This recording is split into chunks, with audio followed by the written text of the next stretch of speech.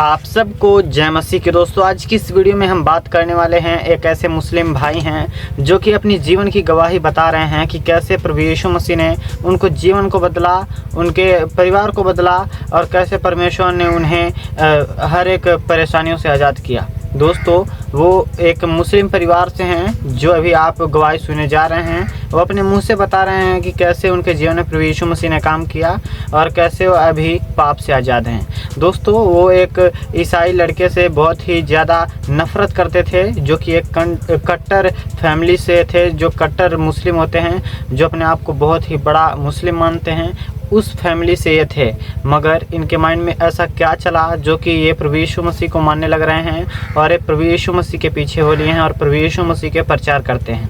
दोस्तों, आइए हम सब इस गवाही को देखते हैं, उसके बाद में आगे बातें करेंगे। ज़करिया वो एक अच्छा आदमी था। वो एक बहुत ही सुंदर व्यक्ति था, बहुत स्मार्ट था।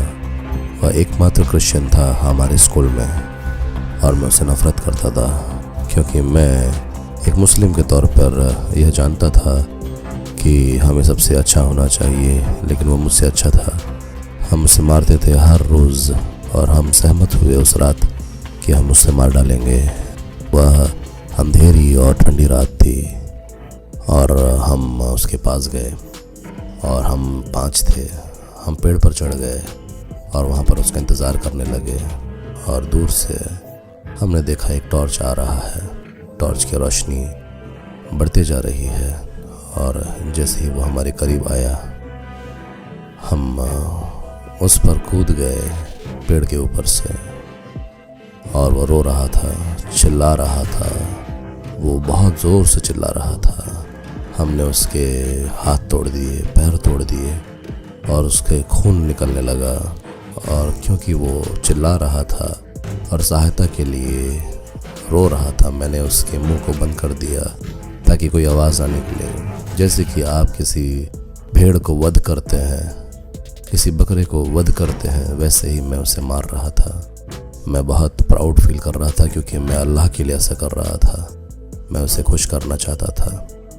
और अचानक से ज़करिया ने सांस लेनी बंद कर दी और अब मैं उसकी आवाज़ नहीं सुन पा रहा था। हमने उसे जंगल के बीच में छोड़ दिया, मौत और ज़िंदगी के बीच में। हम वापस चले गए। मैंने अपने आप को साफ किया और मैंने दुआ की। ज़करिया कभी वापस नहीं आया। हमने उसे कभी नहीं देखा। मैं एक मुसलमान के तौर पे बहुत ही कट्टरवादी परिवार में बड़ा हुआ। जब मैं छोटा था तो मेरे पिता ने मेरे लिए कुरान लेकर आया। जब मैं 8 साल का था तो मेरे पिता ने मुझे एक ऐसी जगह भर्ती कर दिया जहाँ पर उन्होंने मेरे सर को शेव कर दिया और शेख जो है उनके पास लंबा सा चाबुक था और मुझे ज़ोर दिया गया कि मैं कुरान को याद करूं। जब जब मैं गलती करता था तो चाबुक से मेरे सर के बीचों बीच मारा जाता था। आपको अनुमति नहीं थी कि आप रोएं, क्योंकि हमारी संस्कृति में आदमी रोते नहीं, लेकिन मैं हर रात को रोया करता था। वो मुझसे कहते थे कि मैं इस्लामिक उम्मत से संबंध रखता हूँ और मुझे उसके लिए लड़ना होगा और उसके लिए वफादार रहना होगा। इसलिए मैं लोगों से नफ़रत करने लगा। जो मुसलमान नहीं है उन सब से नफ़रत करता था। ख़ास तौर पर मैं यहूदियों से नफ़रत करता था। मैं अपने आप को तैयार कर रहा था कि मैं अल्लाह के लिए जिहाद करूं और लड़ूं। पर हर रात जब भी मैं बिस्तर में जाता था और जब लाइट बंद होती थी, मैं नहीं जानता मेरे साथ क्या होता था। मैं सोचता था कि अगर मैं मर जाऊं तो मेरे साथ क्या होगा। मेरा कज़िन बहुत बीमार हो गया। डॉक्टर्स ने कहा कि वो मरने वाला है। डॉक्टर ने उसे कुछ ही दिन दिए। एक दिन 2 लोग आए। वो मसीही थे और उनमें से एक मुझसे हाथ मिलाने के लिए हाथ बढ़ाया। मैंने उसके हाथ में क्रॉस देखा, इसलिए मैंने उसके हाथ को नहीं छुआ और उसने मुझसे कहा कि हम उसके लिए प्रार्थना करना चाहते हैं। इसलिए मैंने कहा ठीक है। और अचानक से वो परमेश्वर से बात करने लगे जैसे कि कोई अपने दोस्त से बात करते हो, और वो उस ईश्वर से कहने लगे कि हे ईश्वर, इस बच्चे को चंगा कर। जैसे ही उन्होंने आमीन कहा, मेरा भाई 4 हफ्तों में पहली बार आंखें खोल पाया और वो हिलने लगा और वो बात करने लगा। वो अपने बेड पर बैठ गया और वो चलने लगा। और उन दोनों में से एक ने मुझसे कहा मेरे साथ बैठकर, तुम्हें पता है सच्चा मिरेकल जो परमेश्वर चाहता है वो है तुम्हारे हृदय का परिवर्तन। क्या तुम विश्वास करते हो कि यीशु जिंदा है? मैंने कहा कि हाँ, क्योंकि इस्लाम के ट्रेडिशन के अनुसार ईश्वर ने उसे जन्नत में उठा लिया और एक दिन वो वापस आएगा। और उसने मुझसे कहा क्योंकि वो जिंदा है तुम मुझसे बात कर सकते हो। इस वाक्य ने मेरी ज़िंदगी को बदल दिया। फिर जब मैं स्क्रिप्चर पढ़ने लगा तो किसी ने मुझसे यह कन्विंस करने की ज़रूरत नहीं हुई कि यहूदियों से प्रेम करने का एकमात्र मार्ग मुसलमानों के लिए यह है कि हम ईसा नबी से प्यार करने लगें या ईसा नबी से बात करने लगें। मैं अपने परिवार से प्रेम करता था, अपने पिता से प्रेम करता था, अपनी माँ से, अपनी कम्युनिटी से प्रेम करता था। लेकिन जब मैं यीशु को फॉलो करने का डिसाइड किया, मेरे दादा ने और मेरे पिता ने मुझसे कहा तुम हम में से नहीं हो। उन्होंने मेरी अंतिम संस्कार की एक प्रक्रिया की जिसमें उन्होंने मेरे दोस्तों और परिवार को बुलाया। उन्होंने एक कफन लाया और सेमेट्री में सबसे कहा कि हमारा बेटा मर चुका है और मुझे मरा हुआ घोषित कर दिया गया। बिना परिवार के मैं अकेला हो गया और मैंने ईश्वर से कहा कहाँ है तू? और मैंने सुना एक आवाज़ और उस आवाज़ ने मुझसे कहा तुम्हें पता है जहाँ पे जिस कब्र में तुम्हारा नाम लिखा गया है वो कब्र खाली है। और तुम्हें पता है बेटा मेरी कब्र भी खाली है। मैं मिस्र देश गया पहली बार बहुत सालों के बाद और मैं एक पास्टरल कॉन्फ्रेंस में था और सूडान से एक पास्टर आए और वो थोड़े बुजुर्ग थे, ग्रे हेयर थे और वो मुझसे बात करने लगे और वो मुझसे पूछने लगे तुम कहाँ से आए? मैंने अपनी कहानी बताई। वो रोने लगा। मैंने पूछा कि आप क्यों रो रहे हैं? उस व्यक्ति ने कहा क्या तुम मुझे जानते हो?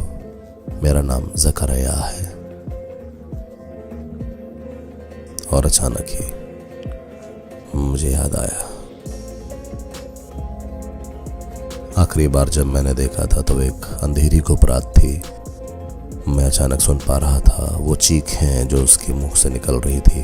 भले ही 25 साल बीत चुके थे, उन चीखों को मैं भूल ना सका था। अचानक ही मैं उसके टूटे हुए हाथ और पैर देख पा रहा था। मैंने देखा कि जो घाव मैंने उसे दिए थे, मैं बहुत ज़्यादा शर्मिंदा हो गया। मैं बहुत ज़्यादा बुरा व्यक्ति था। सच में मैं बहुत घटिया था। मैं ज़करिया की आंखों में देखा। उसने मुझसे कहा यासिर तुमने मुझसे बहुत नफरत की, इसीलिए मैं तुम्हारे लिए प्रार्थना करता रहा। उसने अपनी बाइबल ओपन की और जैसे ही उसने अपनी बाइबल खोली मैंने देखा कि मेरा नाम उसके बाइबल के पहले पेज में लिखा हुआ है। मैंने उससे नफरत की और उसने मेरे लिए प्रार्थना की। उस दिन परमेश्वर ने मुझसे कहा जब तुम मेरे बारे में सोच भी नहीं रहे थे उससे पहले ही मैं तुम्हारे बारे में सोच रहा था बेटा।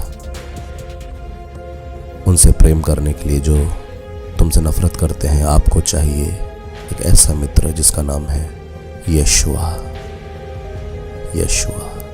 दोस्तों जैसा कि आप सबने इस वीडियो में देखा कि कैसे इस व्यक्ति ने अपनी इस गवाही को दिया कि कैसे ये पहले क्रिश्चियन लोगों से नफ़रत करते थे, जो ईसाई लोग थे उनसे नफ़रत करते थे। और दोस्तों इनकी बात मैं बता रहा हूँ आपको कि ये एक क्रिश्चियन स्कूल में पढ़ते थे और इनके स्कूल में ही एक क्रिश्चियन था जो कि बहुत ही ज़्यादा पढ़ने में लिखने में होशियार था। और वो जो लड़का था जो क्रिश्चियन था, जो बहुत पढ़ने में वो बहुत ही अच्छा था, उससे बहुत ही नफ़रत करते थे। कि ये क्रिश्चियन है और हमसे ऊंचा है, हमसे ज़्यादा पढ़ लेता है, ऐसे नफ़रत कर रहे थे। मगर इन्होंने नहीं जाना कि ये क्रिश्चियन लोग होते कौन हैं और किसको मानते हैं और सच्चा खुदा कौन है, इसके बारे में ये बिल्कुल भी नहीं जान रहे थे। और दोस्तों इसी नफ़रत की वजह से इन्होंने इसके ऊपर एक ऐसा विचार ठाना कि इसे मारने का सोच लिया। और दोस्तों मैं आपको बताना चाहता हूँ, इन्होंने इसको मारने का विचार बनाया। और एक बार एक पेड़ था, अंधेरी रात में इन लोग 5 लोग थे, जो कि एक व्यक्ति को जो कि क्रिश्चियन है और वो स्कूल में पढ़ने में बहुत ही अच्छा था, और उसी व्यक्ति को मारने के लिए 5 लोग इकट्ठा होकर के, और ये भी थे जो अभी आप गवाही सुने हैं, जिनकी गवाही आपने अभी सुना है, वो भी थे। और 5 लोग मिल कर के एक पेड़ पे चढ़े हुए थे। और वहाँ से जब वो व्यक्ति गुजर रहा था तो उस पेड़ पर से 5 लोग उतर करके उसको बहुत ही मारते हैं, हाथ पैर तोड़ देते हैं और उसको बहुत ही बेरहमी से मारते हैं। दोस्तों मैं आपको बताना चाहता हूँ, ये बहुत ही अद्भुत गवाही है कि कैसे एक मुस्लिम ने क्रिश्चियन लोगों से ऐसा नफ़रत किया और प्रभु यीशु मसीह ने उनके जीवन को बदला और हर एक सच्चाइयों को उनको दिखाया, और फिर प्रभु यीशु मसीह ने उनकी ज़िंदगी को बदल दिया। दोस्तों मैं आपको बताना चाहता हूँ, प्रभु यीशु मसीह हम सभी से प्रेम करते हैं, और हमें कितना भी मुसीबतों का सामना करना पड़ जाए मगर हमें अंत तक धीरज धरे रहना है। क्योंकि दोस्तों हमें मुसीबतों से, परेशानियों से गुजरते हुए हम स्वर्ग की राह में पहुंच सकते हैं। क्योंकि दोस्तों यह राह बहुत ही कठिन है और हम इस पे चल सकते हैं जब प्रभु यीशु मसीह के कहे हुए बातों पे हम चलेंगे तब। दोस्तों मैं उम्मीद करता हूं कि आप सबने इस गवाही के जरिए बहुत ही अच्छी ज्ञान पाई है और आशीष भाई पाई है। दोस्तों फिर मिलते हैं किसी एक और नए गवाही के साथ में, तब तक के लिए आप सबको जय मसीह की।